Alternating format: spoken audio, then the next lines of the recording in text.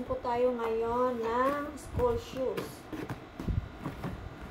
Ito naman. Ito muna para kay baby. So, new 7 brand siya para kay baby.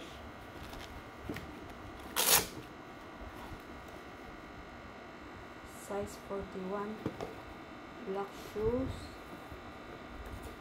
Very comfy for him. Kasi laging maulan. Kaya need nila ng extra na sapatos. So medyo mga malalaki yung mga paa ng mga anak ko. Sa primary 6 na siya.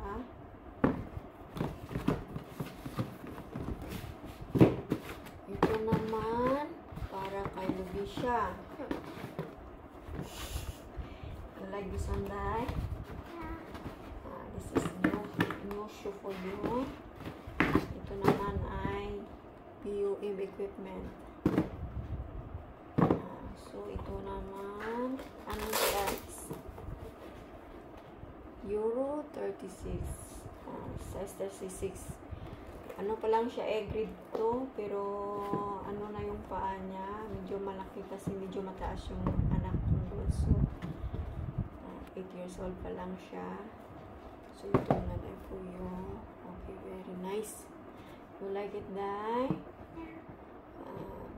Ilang araw na maulan, kaya binilihan sila ng bagong sapatos para naman kung mabasa, may papalitan sila. Ito naman for Shahid.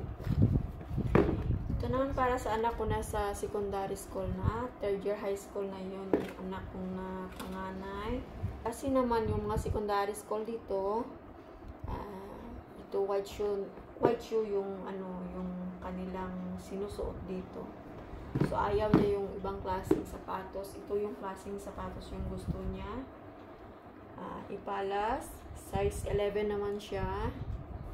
Medyo malaki nga yung medyo mahaba yung paa ng anak ko. Okay, thank you for watching. Good night. Medyo madilim-dilim kasi gabi ngayon.